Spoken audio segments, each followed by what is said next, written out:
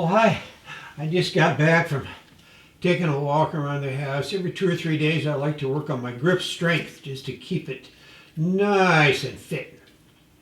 Let's talk about a hack. My hacks are lifestyle hacks, not simple tricks or gimmicks to reverse aging or make household repairs. There are plenty of websites where you can find those. Eventually, I plan to have 100 practical and easy to use hacks for your positive ager lifestyle, your pal. Here's number 3. This hack pertains to the Decide and Abide challenge of the A plus LDC or the Ager Plus Learns Decade Challenge. The video Get Brained for Better Aging Decisions features another strategy that I utilized in making a medical treatment decision. Check it out in the Decide and Abide playlist. I'll put it in the links below. If you're facing an important decision, you may find yourself going back and forth with thoughts that lead you to more confusion and uncertainty. You think you know what you want to do, then a new line of reactions and emotions take over, leaving you thoroughly perplexed and unsure about the best course of action to follow. Sound familiar? We've all been there. Aging presents many opportunities to make good and not so good decisions. It might involve a health or medical issue. Maybe you need to buy a new car or even give up driving altogether. Perhaps it's a friendship or relationship matter. Every day we face decisions. Most easy ones we make quickly, but what about the biggies when you just aren't sure of the best course of action? I'm going to share a handy hack you can use to help make that important decision. It's called Decide, an acronym to give you a template for making good decisions. As someone who appreciates acronyms, I was very pleased to discover this hack, and I am eager to tell you about it. As we go through this multi-stage process of describing Decide, I'll use a real-life example from a fellow ager, with her permission, and other names to protect their identity. Julie, in her late 60s, has a niece in her 20s named Susie.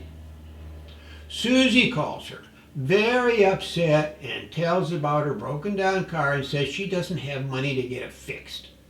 If she doesn't have a car, she'll lose her job and won't be able to pay her rent. Her parents blame her for not getting proper maintenance on the car and won't help. Her last hope is getting money from her Aunt Julie. Julie knows Susie is not very skilled in handling money and wonders if she should even get involved. Maybe it would be best to let her work through her problem on her own. But she genuinely cares about Susie's welfare and wants to be helpful. What would you do in a similar situation? Let's follow the Decide model using Julie's situation, but put you in the driver's seat. Pretend you're Julie. D, define the problem. What is the problem you're trying to solve? Who owns the problem? Is it mine or somebody else's? What are the consequences of solving the problem or ignoring it? In the case of providing financial help, you have a choice in whether to take on the problem or not. It's clearly Susie's problem, and making it yours might not be wise. But you care about your niece and want to be responsive to her needs. So in effect, you've made it your problem too. Susie has a problem with her car, and you have a problem making up your mind about whether or how to help her. The next step is E, Establish the criteria surrounding the decision. What factors are going to guide your decision? What are important considerations that need to go into deciding?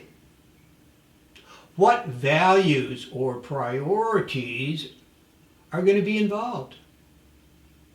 You love Susie, and you know your son and his wife are not always very understanding when she has a problem situation. Susie has turned to you over the years for advice and guidance, but she's never asked for money before. Your budget's tight, but you could come up with a few $100s that would probably take care of her car problem. She could keep her job and her apartment, but you might never get your money back. You then decide the money is not as important as the relationship you want to maintain with her, but you're not quite sure how to respond to her request for help. C, consider the alternatives. Are there other options besides deciding to give her money? Maybe you could tell her it would be a loan and give her a deadline for paying it back. Perhaps she could rely on public transportation until she could save up some money to get the car fixed. Brainstorm and see what you come up with. I, identify the best option. Based on your criteria established in the E step, what is the best thing to do? You want to help Susie and maintain the relationship, but you realize she needs to be more responsible in caring for her car and in managing her money. How can you help her accomplish both goals?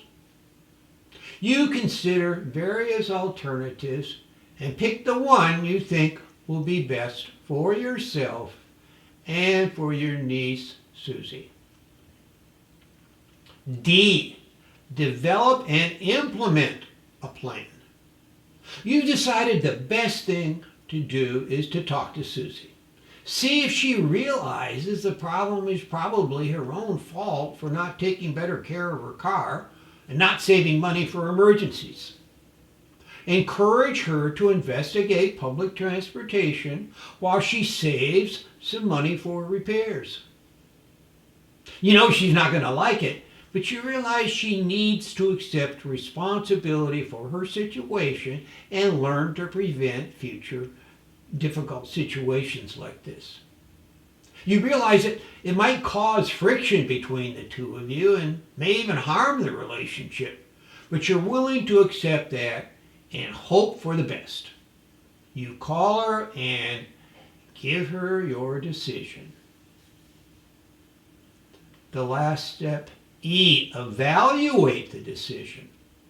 After you've made the decision and implemented your plan, you need to step back and determine if it was the right one. She was unhappy that you wouldn't send her money. She didn't appreciate your suggestions for public transportation either. The conversation did not end very well, and you haven't heard from her for quite some time. Did you make the right decision? You believe you did. You think she may learn to be more careful with her property and money in the long run. That was your goal, and you accept the consequences of a strained relationship, hopefully for not too long of a period of time. Think of a situation in your life that needs attention and mentally go through the decide process. Then carry it out. I think you'll find you made a good decision. Oh, here's an update. It's been several months and Aunt and niece are back in touch and her car is running fine. I hope you found my hack number 3 beneficial. If you have tried it, let us know in the comments how it worked for you. Also check the links for more information on the Decide system. Have a great Age Your Day, and may your important decisions be made carefully and deliberately now and in the future using hacks such as decide.